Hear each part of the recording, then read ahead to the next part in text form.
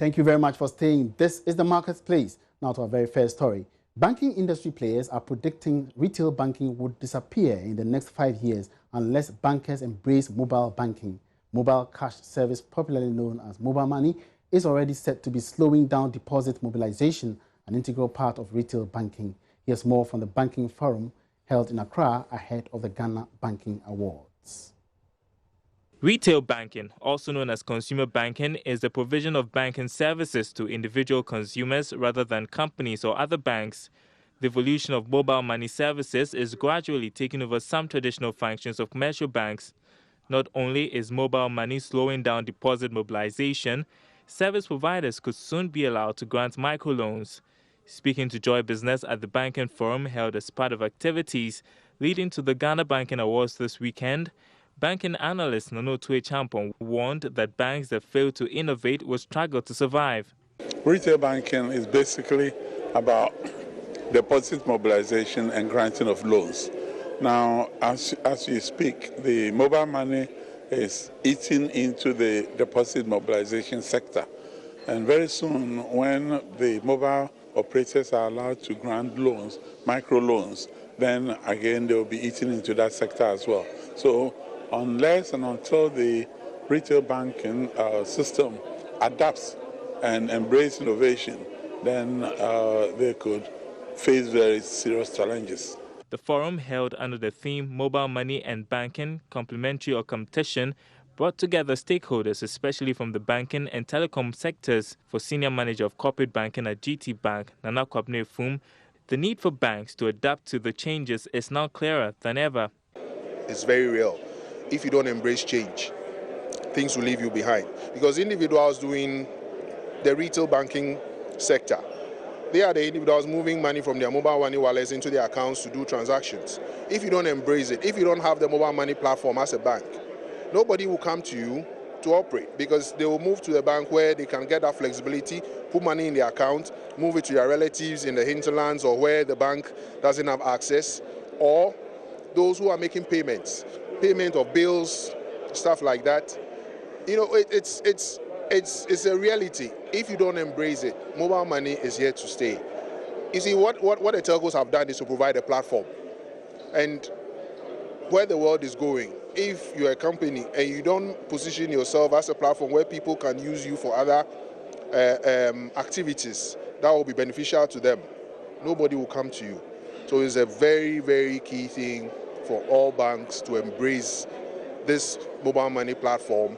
We work together, we collaborate, and I'm sure we'll all be smiling at the end of the day to our shareholders and to ourselves. Meanwhile, the director of Vodafone Cash, Matusin Obenje, also stressed the need for deeper collaboration between banks and telecom companies if the mutual benefits of mobile cash transactions are to be realized. Mobile money will not survive without the banks, and mobile money has been here for just 7 years, and if you look at what we've delivered within 7 years, it just shows that we are going a long way to actually complement what the banks are doing. So from the arguments we put across, all the monies that are circulating today as electronic value actually have physical cash backing them, and that money is in the bank. So we don't keep the money is actually in the bank. So that means that we are complementing the efforts of the banks, and so we are a complementary service. This weekend's Ghana Banking Awards is organized by Corporate Initiative Ghana and supported by Joy Business, with Vodafone Business Solutions as the main sponsor. Meanwhile, majority of banks in the country are seeing mobile money as a threat to their operations. That's a conclusion of the 2016 PricewaterhouseCoopers Ghana Banking Survey. The report, which was launched in Accra, also engaged chief executives, chief financial officers and heads of e-banking of commercial banks in the country.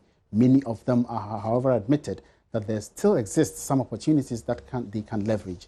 Vish Ashabo is senior country partner of PricewaterhouseCoopers. Regulation, partnerships, appropriate technology, right? There's a few more, but I think these are the three key ones. And let me dwell on partnerships, because I think that is where the real benefit is. And today we're talking about the banking sector, but in the economy generally, I think businesses have begun to understand the value of partnerships. And what I mean by that is, as a bank, you don't need to be able to do everything yourself. There are other participants in the value chain who, if you collaborate with, if you partner with, can help you achieve value, whilst also achieving value for themselves.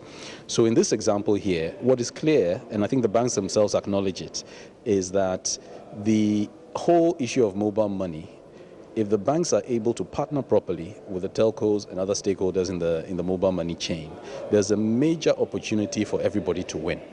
So, I mean, you may look at it and think that, for example, we spoke about domestic transfers. And today, domestic transfers are mostly the preserve of the mobile money operators as opposed to the banks. If you look at that, you might think that, oh, these guys are beginning to encroach on terrain that is normally for the banks. But no, even the banks are saying no, they see it as an opportunity because there's a recognition that the telcos and other operators in the mobile money sector can reach segments of the economy that your traditional bank has struggled to. And that's largely because of cost. Mobile operators are more technologically advanced, they have a wider reach, and their cost base is low. Traditionally, for a bank to mop up deposits or to reach out to certain areas of the country, they'll need to go and put up a branch with the attendant costs and the overheads and all. And in another development, President of the Bankers Association, Alassane Andani, tells Joy Business banks see collaboration as a way forward rather than competing with the telcos. I think it is the partnership that was spoken about. If you look at what came out of the survey, one of the strongest is the partnership. So we sit with the mobile network operators and find out what's your core competence and how do you profit out of it? What is our core competence and how do we profit out of it? And how do we collaborate to enhance that, core competency, competitive edge that we all bring to the table? So it's about talking, but as with every change, there are the first movers, and the first movers will have, an advantage. So it is for us now as banks and mobile operators to sit and see how we can leverage on our core competencies as we bring more financial inclusion in. So they profit from what their core competency is, and we profit from where our core competency is. I think the threat is where we banks will see them wanting to do things that are traditionally bank products. But to the extent that the regulator does not think that they are traditional bank products, now we then have to come out with other products to compete with whatever products telcos are going to ride on the back of mobile money.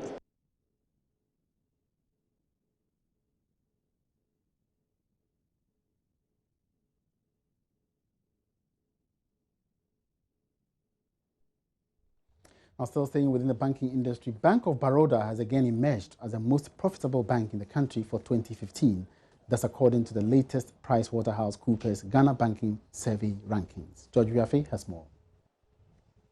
According to the rankings, Indian bank Baroda came on top out of the 27 banks ranked, having made about 86% return on funds it managed in 2015. Cowbank came in second place with a 52% return on funds managed.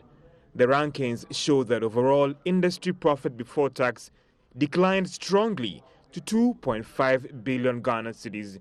This is due to a substantial increase in loans the banks fear might go bad, or what the technical people in the industry may call impairment charges. The 2016 Ghana Banking Survey revealed that there were some shifts in the top of first quartile banks. Now, these are banks seen as the biggest in the country in terms of profits, return on equity, share of industry deposits, and loan advances. Standard Chartered Bank and Zenith dropped to the second quartile set of banks in the country, which includes UBA, Access Bank, NIB, ADB, and Societe Generale. Ecobank, GCB, Stanbic, Fidelity, and Unibank made up the first quartile banks in the country. Ecobank maintained the top spot as the biggest bank in the country in terms of assets, as the rankings show that it has almost 6 billion Ghana cedis in total assets as at the end of 2015. However, GCB came up as the bank with the highest impairment charges among the first quartile banks. Industry deposits increased to 42 billion Ghana cedis as at the end of December 2015 from 36 billion Ghana cedis in 2014. Ecobank came on top, having the largest share of industry deposits and loan advances. FBN Bank Ghana was ranked as the number 1 out of the 27 banks when it comes to net interest margins. However, Royal Bank was most efficient in managing loans given. All right, so we're still live on the marketplace now, staying out of banking industry now. The Minister of State in charge of private-public partnerships, Dr. Rashid Pelpu, is pleading with workers of the ECG to abort plans of plunging the country into total darkness on Friday. The threat was issued by workers of the ECG to protest the government's bid to privatize the company. Dr. Pelpu is, however, urging a sit-down conversation with government on the way forward. It is one of the areas where there is a controversy. Government has come into conflict with workers because of its policy.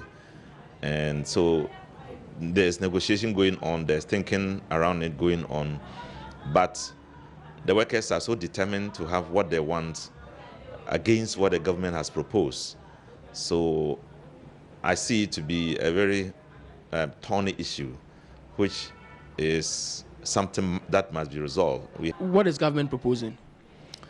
Well, there is an outcry about what ECG represents to us. Everybody is talking about the challenges that we face in our electricity supply and distribution. And so government tries to take steps to remedy the situation by encouraging and working around getting a concessionaire who will intervene and for a period of time take control of ECG. When you say intervene, what do you mean, and for a period of time, how long? A period not less than 5-10 years, that will allow the concessionaire to put ECG in the best of terms, in the best of operations, efficiency and effectiveness. What really have you realized is the fault with ECG? If you ask Ghanaians, everybody has a reason, something against ECG. People have made jokes on ECG. They have, when their lights go off, everybody talks about ECG. You speak of people owing ECG, but government owes ECG, and it is here to pay up that debt. Yeah, government is one of them, and we have to inject some discipline into it. In fact, at the last time the president spoke to us, all of us, ministers and appointees, he said, we are going to make sure that all government institutions have meters fixed, the prepaid meters fixed, and that if you are unable to pay your bill, it will go off. You speak of homegrown solutions. Your government believes in that, but this does not look like it's a homegrown solution to this particular problem. Well, it's as far as I'm concerned, this is what, as I told you, we discuss it at policy levels. We came to the conclusion that that is going to be one that can help us. What really are the immediate steps you take? Because the workers have threatened a nationwide outage by Friday, which is tomorrow, if they don't have a favorable response from government. What are the immediate steps to curtail all of this? And we need to engage them and we need to talk with them. We need to allay their fears. We need to make sure we let them understand that their jobs are not going to be in jeopardy and that they will still be working and that they may even be better off. What I'll do is to appeal to them not to do what they say they will do. It is against the rules of the game to be in negotiation and to threaten your partners in discussion. The best is to continue talking. All right, so Dr. Rashid Pelpu was sharing his thoughts with Joy News' Derek Echo Sam. We're taking a short break here. We'll be right back after this.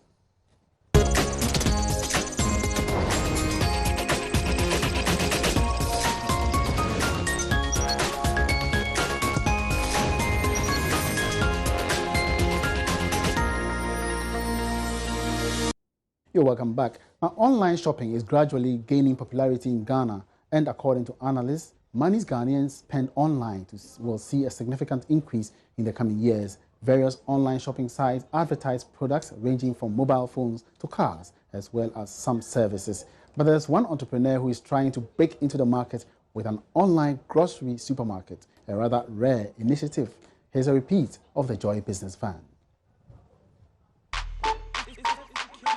Delivery time for the grocery man, Ebenezer Latte.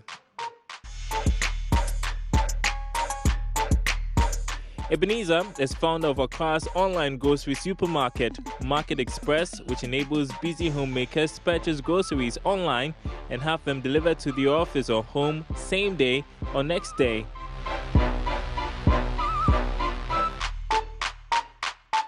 Ebenezer works from home. He actually converted a portion of his house into an office. Ebenezer had worked in the banking industry for 10 years.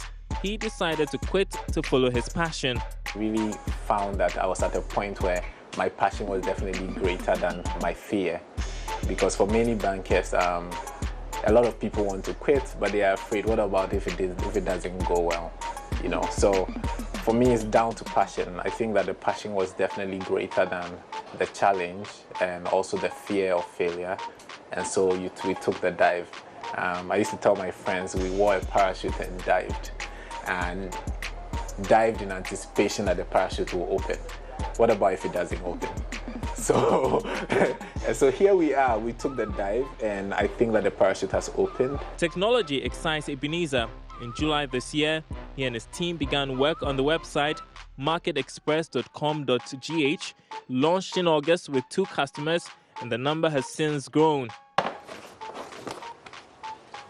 Market Express started with delivering manufactured products, but the demand for fresh produce started to increase. Basically, our customers are the ones who decide what we sell. And so a lot of our customers kept saying, when are the fresh produce coming and things like that. And so it kind of forced us to immediately serve our customers that way. At the moment, we don't deliver same day. We want to ensure that our customers get the freshest possible products, and so they order, and then the next day we deliver. But basically when they order, we get it from the farm or from the market and ensure that they get it really fresh.